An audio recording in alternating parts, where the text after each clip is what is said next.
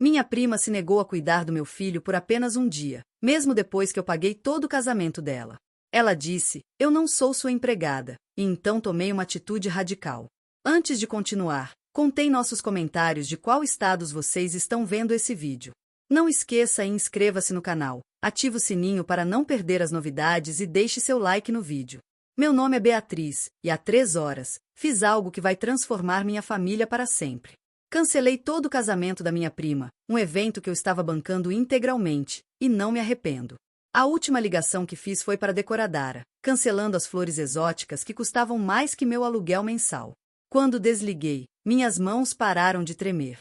Pela primeira vez em meses, senti uma calma profunda.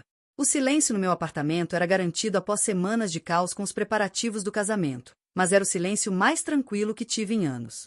Meu celular não parava de tocar na cozinha. 53 chamadas perdidas e aumentando. Vejo os nomes piscando: mãe, pai, minha prima, sem parar. Mas ainda não atendo. Preciso desse momento de silêncio para assimilar o que aconteceu, porque, sinceramente, ainda não acredito que fiz isso. Deixe-me esclarecer algo. Sou médica de emergência. Salvo vidas para viver. Tomo decisões em segundos sob pressão que podem significar a diferença entre vida e morte. Nunca fui impulsiva ou descuidada. Cada decisão que tomo é calculada, medida, totalmente pensada. Então, quando digo que cancelar esse casamento foi a decisão mais sensata que tomei em anos, quero que entendam que falo sério, mas estou me adiantando. Você deve estar se perguntando como uma médica bem-sucedida acaba de financiar todo o casamento da prima só para cancelar tudo no último instante. A verdade é que essa história não começa hoje, nem quando minha prima anunciou o noivado há 6 meses. Essa história começa anos atrás, com um padrão de comportamento que eu era leal demais, esperançosa demais e, sinceramente, ingênua demais para enxergar claramente até agora. Minha prima morava com meus pais, crescemos como irmãs. Eu sendo a responsável. Enquanto minha prima fazia as unhas e postava stories no Instagram sobre suas últimas compras, eu estudava para os vestibulares de medicina. Enquanto ela namorava vários garotos sem emprego, parecendo saídos de uma boy band, eu ficava em casa, economizando cada centavo. Meus pais sempre se orgulhavam da vida social dela, da beleza, da capacidade de iluminar qualquer ambiente. Eu era apenas prática, confiável, aquela que resolvia os problemas. Depois que finalmente abri minha clínica, algo mudou na dinâmica familiar. De repente, eu não era só a filha responsável, mas a filha bem-sucedida, a que tinha dinheiro. E com esse sucesso veio expectativas que nunca aceitei. No começo, eram pequenas coisas. Ajudar com a hipoteca dos meus pais quando o negócio do meu pai estava difícil. Algumas centenas aqui e ali para despesas da casa. Eu ajudava feliz. São meus pais, afinal. Mas comecei a notar coisas.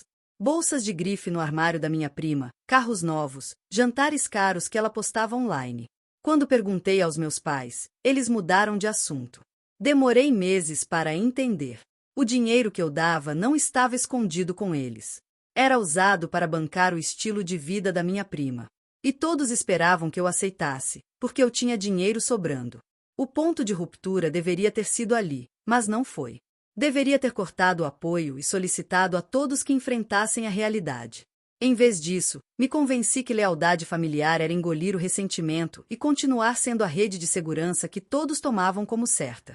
Crescer na casa do Silva era ter uma posição não dita, que só compreendi na vida adulta. Minha prima era uma princesa e eu uma trabalhadora. Ela ganhou o quarto rosa com cama rosa e tudo decorado. Fiquei com o quarto menor, que era o escritório do meu pai. Ela teve aulas de dança e concursos de beleza. Eu ganhei cartões da biblioteca e livros usados. Não era maldade. Meus pais exploraram nossos pontos fortes. Ela era borboleta social, eu a estudiosa. O problema era que essa dinâmica criou uma estrutura onde minhas conquistas eram esperadas e as necessidades dela priorizadas.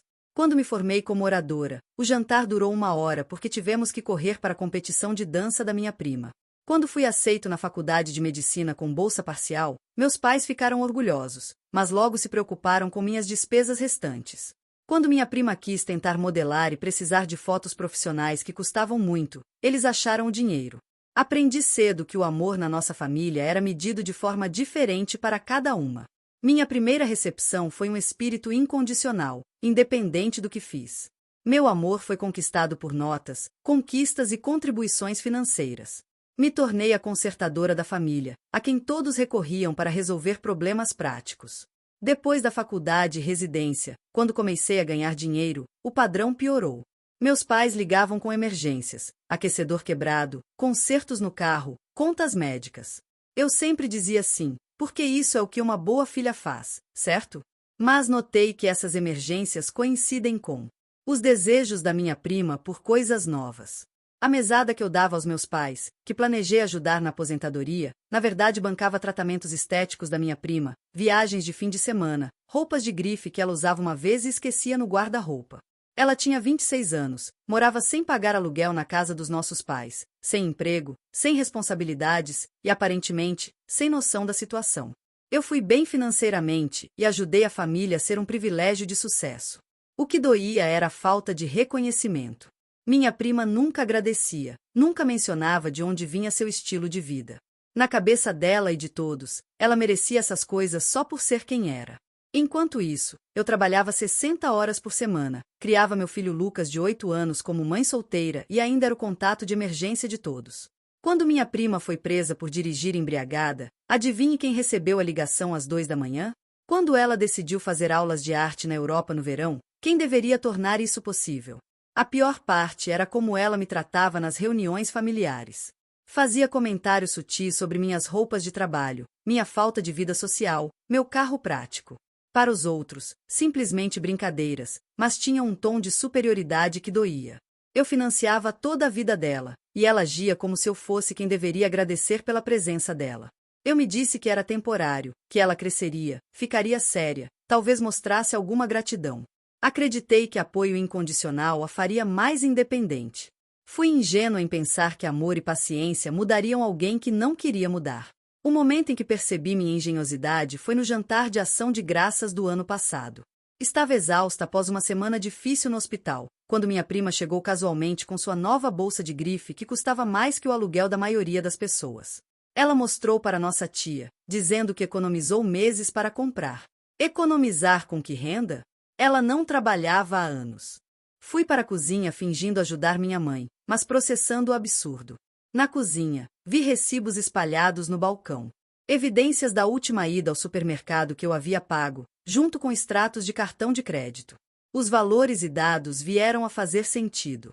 O dinheiro que emprestei para restaurar o telhado no mês anterior foi gasto no mesmo dia que prima postou fotos de compras caras. Os 2.000 que transferi para exames médicos do meu pai coincidiram com o retiro de spa da minha prima. Cada emergência familiar que atendi corresponde a um luxo novo para ela. Confrontei meus pais silenciosamente. Mamãe ficou na defensiva, dizendo que provavelmente ajudaria minha prima a se encontrar e que meu sucesso é graças a eles e que eu deveria ajudar a família. Papai parecia desconfortável, mas não contradizia. A conversa terminou com a mamãe chorando e me chamando de egoísta por questionar como gastavam o dinheiro que eu dava. O alerta real veio 3 semanas depois, quando ouvi minha prima no telefone rindo com uma amiga sobre como era fácil conseguir dinheiro dos nossos pais. Eu só preciso pedir algo e eles sempre dão um jeito, ela disse, divertida. É como ter pais ricos sem a pressão de ser bem-sucedido. Ela achava que nossos pais eram ricos. Não fazia ideia que cada dólar vinha dos meus plantões extras, dos sacrifícios que fazia na minha vida e na do Lucas. Na cabeça dela, o dinheiro aparece como mágica. Uma ironia era cruel. Eu, uma cirurgiã bem-sucedida, dirigia um carro velho porque canalizava a maior parte da renda para bancar o estilo de vida da minha prima. Lucas estudou na escola pública local em vez da particular que eu pesquisei, porque o dinheiro da mensalidade ia para as viagens da minha prima. E durante tudo isso, minha prima me tratava como inferior. Nas reuniões familiares, meus comentários sobre minha vida chata, meu foco no trabalho, falta de relacionamentos. Ela agia como se ser responsável e trabalhadora fosse uma falha, algo para se ter pena, não respeito. O momento mais doloroso foi no aniversário de 8 anos do Lucas, que fiz uma festa simples para economizar. Minha prima chegou atrasada, criticou as decorações caseiras e passou a festa toda no celular. Não trouxe presente, não ajudou na organização e saiu cedo para beber, mas postou uma selfie com Lucas nas redes sociais, com a legenda "Amo ser a tia divertida", como se ela fosse o destaque. Percebi que não estava ajudando minha prima a crescer, mas permitindo que ela permanecesse uma criança protegida da realidade. Pior, estava ensinando meu filho que as relações familiares são transacionais, que amor significa aceitar desrespeito desde que você ajude financeiramente. 6 meses atrás, minha prima entrou na casa dos meus pais como se trouxesse a cura do câncer. Eu estava no jantar familiar, vendo Lucas brincar no quintal. Ela entrou na sala de jantar, com uma aliança na mão esquerda. Estou noiva, parecido alto o suficiente para o vizinho ouvir. O anel era enorme, um diamante quase cartunesco, engastado em platina com pedras menores ao redor. Mesmo de longe, dava para ver que não era barato. Meus pais ficaram eufóricos. Mamãe chorou, abraçou minha prima e examinou o anel. Papai fez várias perguntas sobre a proposta e o casamento. Eu segurava pratos, tentando entender o que via e ouvia. Conte tudo, pediu a mamãe, e minha prima começou um discurso ensaiado sobre o namorado, que eu nunca tinha conhecido. Ele me surpreendeu com um pedido romântico na praia hoje de manhã. Ele é muito bem-sucedido, explicou. Tem vários negócios, viaja muito a trabalho e planejou isso por meses. Sabia que eu era certa desde o primeiro encontro e quis um anel à minha altura. Finalmente perguntei, qual o nome dele? Acho que não nos contou. Ela hesitou, mas respondeu rápido. Connor. Você não o conhece porque ele viaja muito a trabalho. Importação, exportação, clientes de alto nível, muito exclusivo e lucrativo. Os detalhes eram vagos para alguém falando do amor da vida. Ela não sabia as cidades, os produtos, nem há quanto tempo estavam juntos. Quando quis saber onde ele estava, disse que voou para Los Angeles para uma reunião urgente. Meus pais não notaram as falhas. Estavam ocupados o casamento do século, falando de locais, convidados e que 6 meses eram suficientes. Minha prima absorvia a atenção, descrevendo a personalidade perfeita, confiante de que tinha recursos ilimitados. Estamos pensando na primavera, talvez no Grandville, no centro, disse casualmente, como se fosse um churrasco no quintal. Connor diz que dinheiro não é problema para o nosso dia especial. Ele quer que eu tenha tudo que sempre sonhei. Fiz cálculos mentais. Grandville custa $15.000 só o aluguel, sem comida, flores ou música. Um casamento lá pode custar $40.000. Isso é caro. Tem certeza que o negócio do Connor aguenta isso, ainda em crescimento? Ela me olhou como se eu duvidasse do noivo. Beatriz, Connor é muito mais bem-sucedido que qualquer um da nossa família. Dinheiro não é problema. A frase qualquer um da nossa família me atingiu forte. Sou médica, trabalhei anos para ter uma clínica, casa própria, sustentar meu filho e financiar a família. Mas o noivo misterioso, com seu negócio vago, foi mais bem-sucedido que minha carreira real. Nas semanas seguintes, o casamento dominou as conversas. Minha prima me ligava com atualizações, mas Connor nunca apareceu. Ele estava sempre viajando, em reuniões, atrasos da última hora. 2 meses depois do namoro, recebi a ligação que esperava. Era sábado, eu estava no parque com Lucas quando meu celular tocou. A voz da minha mãe soava tensa. Beatriz, precisamos conversar sobre o casamento. Pode passar em casa hoje? Houve uma complicação. Na nossa família, complicação era código para alguém precisa de dinheiro e você é a única que tem. Encontrei meus pais na cozinha, parecendo prontos para dar uma notícia ruim. Minha prima estava ausente, o que já era um sinal. Papai começou hesitante. Connor está com problemas de fluxo de caixa. Nada permanente, só atrasos em acordos internacionais por complicações na alfândega. Sentei, entendendo por que eu estava ali. Sua prima quer o casamento como planejado, continua mamãe. Ela já pagou vários fornecedores e Connor se sente mal por isso. Quanto é? Já sabia que seria muito. Papai pigarreou. Cerca de 35 mil. Connor prometeu pagar tudo de volta quando a situação melhorar, em alguns meses. 35 mil por um dia. Era mais que meu casamento, mais que a educação anual do Lucas, mais que o salário de 6 meses da maioria. Querem que eu pague todo o casamento da minha prima? Não pagar, mas emprestar. Ele vai pagar com juros, corrigiu mamãe. Você até lucraria. O silêncio que veio depois mostrou o quanto eles realmente acreditavam nisso. Se confiassem, solicitassem um pedido de empréstimo ou sugerido que Connor buscasse um banco. Cadê minha prima nessa conversa? Ela não deveria estar aqui discutindo as finanças? Ela está muito emocionada. Chorou dias com a possibilidade de cancelar tudo. Connor sugeriu que falássemos com você, família, para poupá-la do estresse. Família para família, como se fosse uma decisão conjunta, e não uma tentativa de me manipular para bancar um casamento que eles não puderam pagar. Pedi para ver contratos e recibos. Os números eram piores do que imaginei. Ela contratou um fotógrafo por $8.000. Uma florista custava $4.000. O vestido escolhido, $3.000 por um dia, que nunca usaria de novo. São preços de luxo. Se o dinheiro está curto, por que não há opções mais simples? Connor insistiu que ela não deveria abrir a mão do casamento dos sonhos por dificuldades temporárias. Mamãe explicou. Ele disse que uma mulher como sua prima merece o melhor e não queria que ela se contentasse com menos. Essa frase ficou martelando na minha cabeça. Uma mulher como minha prima? O que isso fez?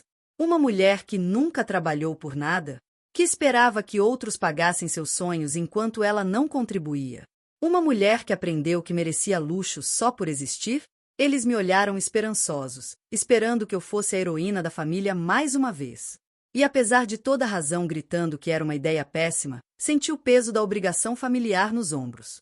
Preciso pensar, disse finalmente. Claro, papai respondeu rápido. Mas alguns depósitos vencem logo e se não garantimos os fornecedores. A ameaça não dita era clara. Se eu não concordasse, seria culpada por arruinar o casamento da minha prima. Contra meu instinto, como médica e pessoa racional, disse sim. Concordo em pagar o casamento, confiando que Connor pagará de volta com juros quando os negócios se estabilizarem. Foi uma das decisões mais tolas que já tomei, e soube disso enquanto conversava. No momento em que concordei, a atmosfera mudou. A tensão sumiu, os rostos dos meus pais se iluminaram de colapso. Eu não era mais uma filha pedindo ajuda, era uma solução a ser gerenciada. Obrigada, querida, disse mamãe, apertando minha mão. Sua prima vai ficar tão aliviada. Mas quando minha prima apareceu uma hora depois, não declarou protesto ou gratidão, apenas uma lista de descrições. Agora que o dinheiro está resolvido, quero deixar claro as expectativas. O casamento tem que ser perfeito, sem ninguém tomando decisões que possam me envergonhar ou prejudicar a confiança do Connor. Olhei para ela esperando algum reconhecimento pelo sacrifício que eu estava fazendo. Mas nenhum obrigado, e nenhum sinal de que eu estava bancando o sonho dela. Ela tirou um caderno cheio de detalhes e começou a me projetar tarefas. Você vai cuidar das comunicações com fornecedores, já que é quem paga agora. Mas as decisões reais sobre flores, comida, música, são minhas. Você só precisa executar os pagamentos e resolver problemas. Eu fui delegada à caixa eletrônica e coordenadora, sem voz nas decisões criativas. $35.000 e meu trabalho era calar a boca e passar cheques enquanto ela brincava de noiva. Perguntei, quando vou conhecer o Connor, o homem que estou financiando? Ele ainda está resolvendo a situação da alfândega, ela respondeu, dispensando. Mas ele está muito grato pelo que você está fazendo. Disse que mostra nossos valores familiares, como nos apoiamos. Valores familiares?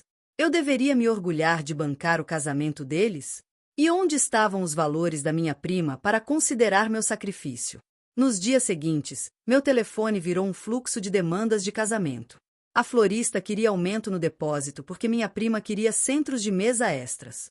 O fotógrafo custou despesas de viagem por mudança de local para um lugar mais bonito. O buffet precisa de dinheiro extra por upgrade para menu premium. Cada mudança vinha com a suposição de que eu acomodava tudo. Nenhuma consulta sobre orçamento, nenhuma discussão se era necessária, nenhum reconhecimento do esforço que eu fazia. O ponto de ruptura foi quando ela me entrou no hospital, em um dia de cirurgia difícil, para reclamar que o depósito do vestido aumentou. Eu estava exausta após 12 horas de plantão e ela chateada porque o vestido custaria 4.000 em vez de 3. Você não pode ligar e colocar no seu cartão, disse impaciente. Estou no trabalho, salvando uma vida. Pode esperar algumas horas.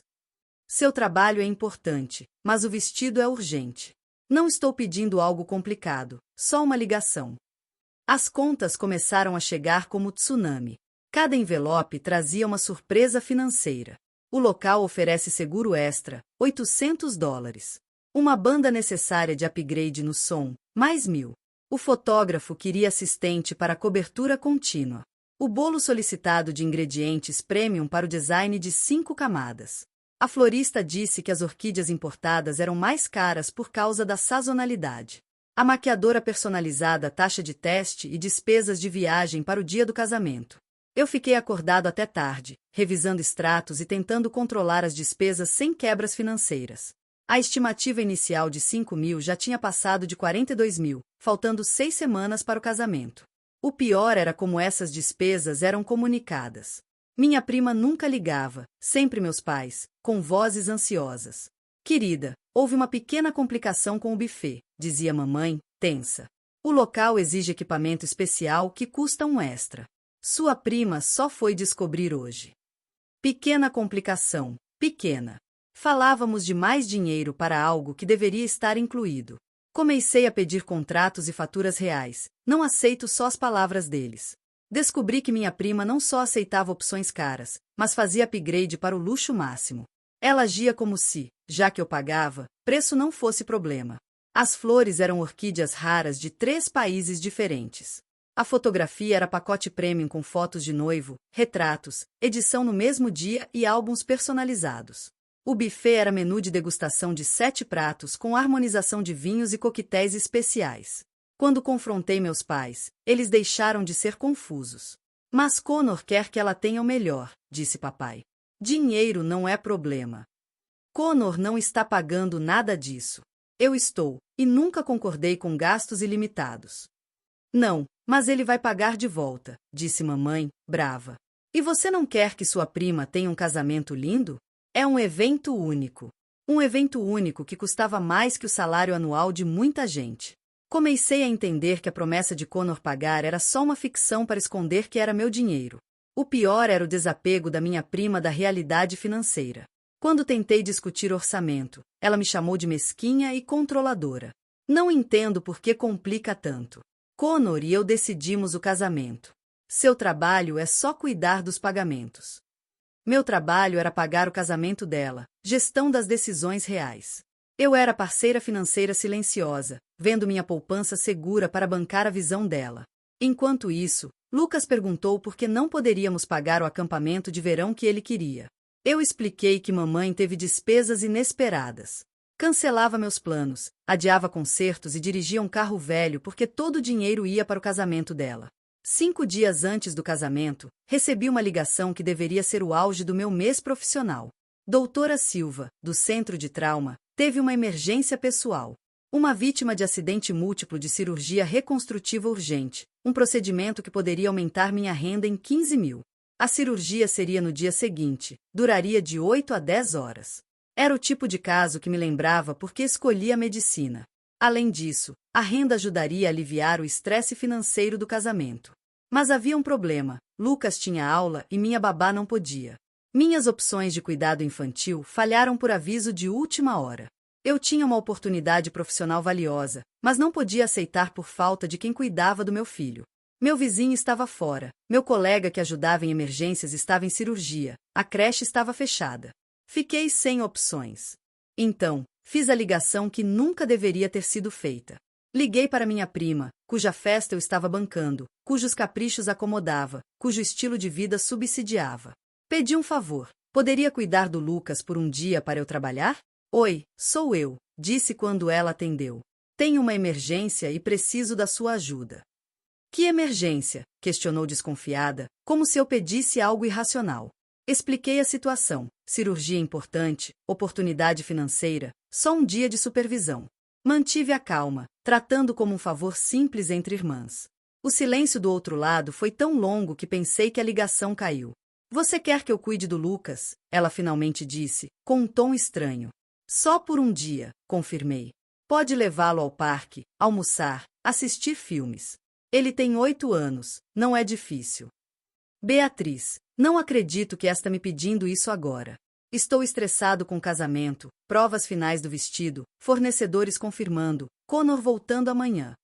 Lucas, seu filho, ela se referiu a ele como se fosse responsabilidade de uma estranha, não da família. Só por um dia, repeti, tentando não mostrar frustração. É muito importante para mim profissionalmente. A renda ajudaria com o casamento. Olha, suspirou, sinto que você tem problemas com cuidado infantil, mas não é meu problema. Você escolheu ter um filho, ser mãe solteira, assumir trabalhos difíceis. Não me inscreve para ser babá de reserva porque seu planejamento falhou. Senti um frio no peito, mas tentei outra abordagem. Sei que está ocupado com o casamento, mas isso é importante para mim. Tenho feito casos extras para ajudar com os custos. Esse é o problema, ela disse, com voz afiada. Você só fala de dinheiro e trabalho como se fosse tudo. Talvez se tivesse melhor equilíbrio, não estaria nessa situação. Equilíbrio, vida, trabalho. Uma mulher que não trabalha há anos me dando lição sobre isso. Além disso, essa cirurgia não é vida ou morte, certo? Alguém mais não pode fazer? Por que tem que ser você? Tenho minhas responsabilidades. Responsabilidades? Perguntei, já sem paciência. O que é mais importante que ajudar sua irmã numa emergência de trabalho? Você não tem emprego. Connor nem está na cidade. E todos os fornecedores já foram pagos. O que você vai fazer amanhã que é tão crucial que não pode ajudar seu sobrinho e irmã? Ela explodiu. Como ousa falar assim comigo? Só porque você paga algumas coisas não pode julgar meu tempo ou agir como se fosse melhor. Não sou sua empregada, nem sua babá pessoal porque você não sabe se virar.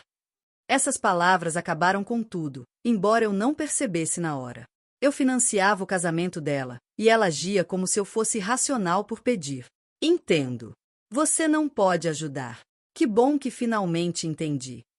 Desliguei e fiquei olhando para o nada na cozinha. Depois, liguei para a doutora Silva e disse que não podia aceitar o caso.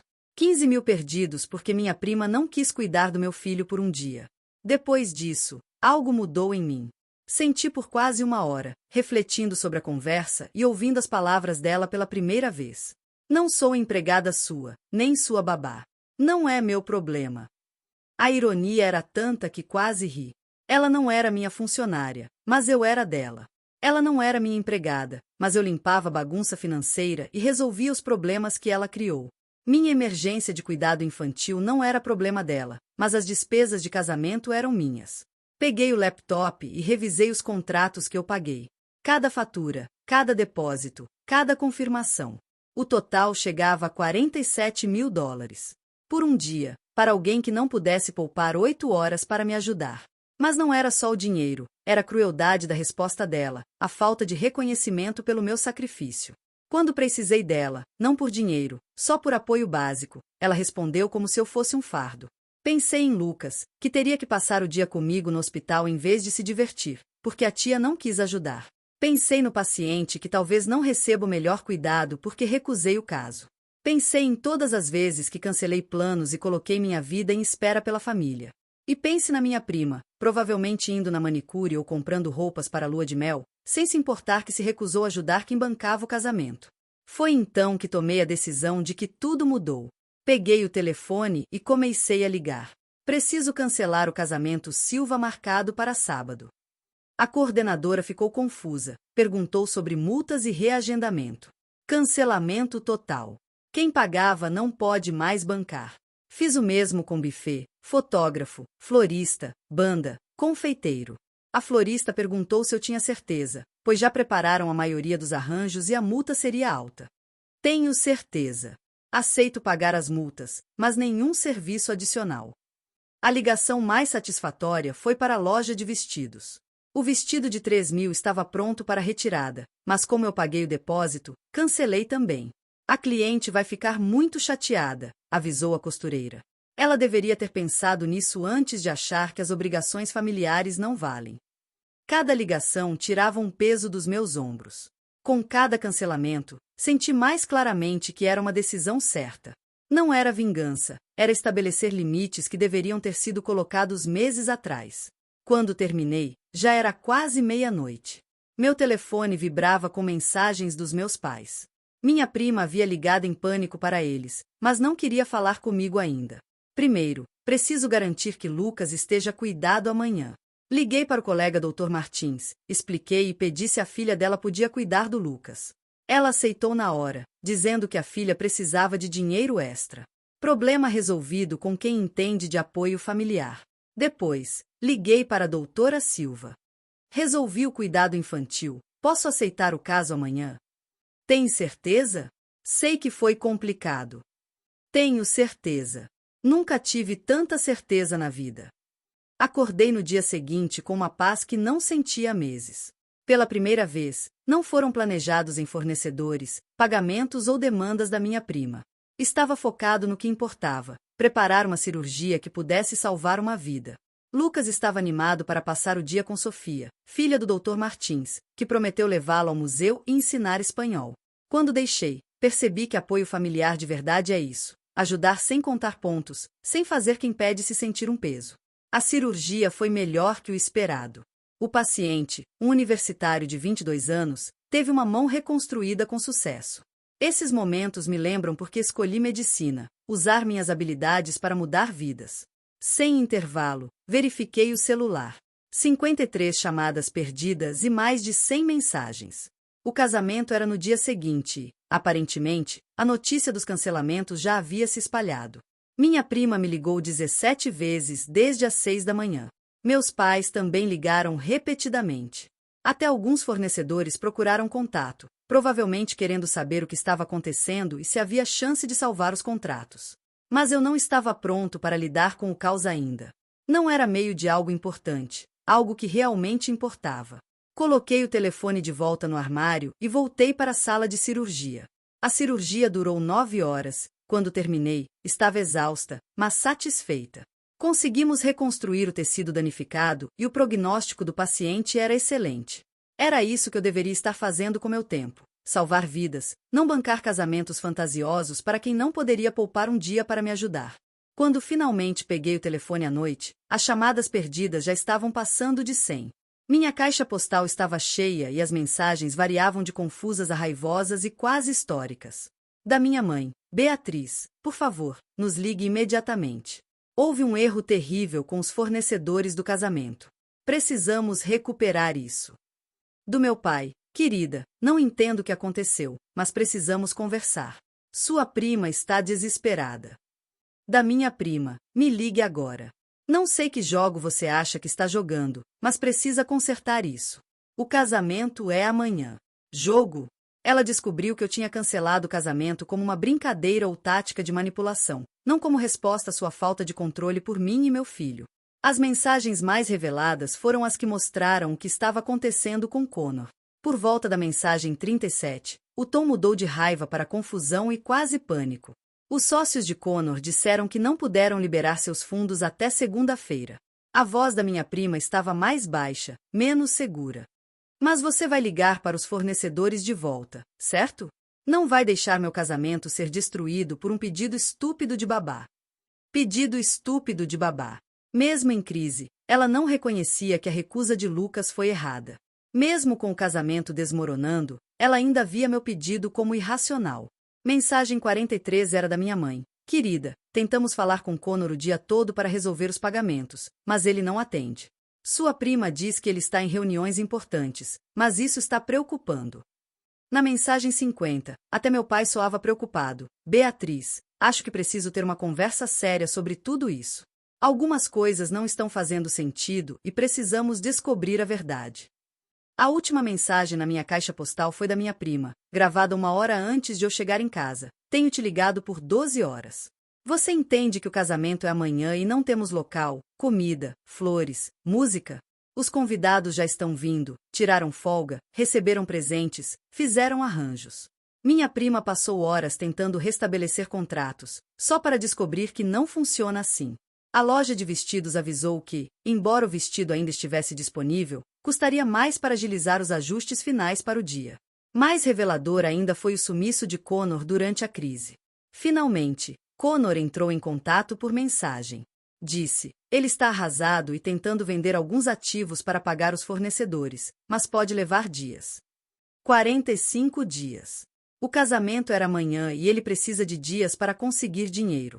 Ou ele não era tão rico quanto dizia, ou era péssimo em administração administrativa em emergências. Naquela noite, retornei às ligações dos meus pais, calma e firme, o que os perturbava mais do que se eu fosse brava. Eles esperavam que eu fosse pedir desculpas, devolver tudo e restaurar os planos. Mas encontrou alguém que pensou em tudo e não mudou de ideia. Beatriz, graças a Deus, disse mamãe. Estávamos preocupados. O que aconteceu com os fornecedores? Como consertamos? Não há o que voltar, respondi. Cancelei o casamento porque não vou mais pagar por ele. O silêncio foi tão longo que pensei que a ligação caiu. Finalmente, papai falou no viva voz. Querida, sabemos que está chateada com a babá, mas cancelar tudo parece extremo. Não é sobre babá, expliquei. É que financiei o estilo de vida da minha prima por anos. Quando preciso de um favor, ela disse que não era problema dela. Percebi que esse arranjo não funciona para ninguém. Mas os convidados, protestou mamãe. Sua prima está devastada. Podemos resolver. E onde está Connor? O homem que prometeu pagar com juros? O empresário bem-sucedido? Ouvi conversas ao fundo antes de papai voltar. Connor tentou acessar os fundos o dia todo, mas há complicações legais. Que tipo de complicações? Ele está envolvido numa investigação sobre suas práticas comerciais. As peças se encaixaram. Connor não tinha problemas de caixa, estava sob investigação. As viagens misteriosas, os negócios vagos, a ausência da família, as dificuldades financeiras antes do casamento. Minha prima estava noiva de alguém possivelmente envolvido em ilegalidades. Minha primeira foi informada da investigação? Não sabemos o que dizer a ela. Connor pediu para não se preocupar enquanto resolve. E onde ele está agora? Não sabemos. Ele deveria ter vindo para o ensaio, mas o voo foi cancelado ou atrasado. Ela tenta contato a noite toda. Sentimento de satisfação e tristeza. Satisfação porque meus instintos estavam certos. Tristeza porque minha prima terá duras verdades. Vocês precisam contar tudo para minha prima. Ela merece saber a verdade, mesmo que arruine tudo. Mãe, tudo já está arruinado. O casamento está cancelado, Connor desapareceu e está sob investigação. Na manhã seguinte, acordei com o telefone surpreendentemente silencioso. Só 3 chamadas perdidas. Quando verifiquei as mensagens, vi que Connor havia sumido. O telefone dele ia direto para a caixa postal. Contatos comerciais não sabiam onde ele estava. A reserva do hotel para o fim da semana do casamento foi cancelada. Minha prima passou a noite ligando para hospitais e delegacias, achando que algo ruim tinha acontecido. Só no domingo à tarde a verdade veio à tona. Connor não sofreu acidente nem foi detido. Fugiu do estado ao perceber que a família não tinha dinheiro para bancar seu estilo de vida ou problemas legais. Um conhecido revelou que Connor aplicou golpes em mulheres que conhecia por aplicativos de namoro, convencendo-as a apoiá-lo financeiramente enquanto enfrentava batalhas legais. Minha prima foi vítima, não noiva. O anel era falso. As promessas, mentiras. O relacionamento era um esquema para tirar dinheiro da minha família antes dele partir para a próxima vítima. 6 meses depois, reconstruí meu relacionamento com meus pais, que finalmente entenderam a posição impossível em que me colocaram. Minha prima se mudou para outra cidade para recomeçar. Humilhada por ter sido enganada, tive inveja de uma carta de desculpas, confirmando que recebi meu apoio como garantido e me tratou mal. Lucas e eu estamos prosperando. Sem o dreno financeiro de sustentar expectativas irreais, consegui economizar para a faculdade dele, fazer as férias que adiamos e até pensar em comprar uma casa maior. Mais importante, aprendi a valorizar meu tempo e recursos, estabelecendo limites que protegem meu filho e a mim. Os 15 mil da cirurgia foram para o fundo educacional do Lucas. E toda vez que enfrento decisões difíceis sobre obrigações familiares, lembro como foi dizer não a demandas injustas e quanta paz veio de priorizar quem realmente merece meu apoio. Se você gostou desta história, deixe seu like, se inscreva no canal e ative o sininho para não perder nenhuma das nossas histórias emocionantes.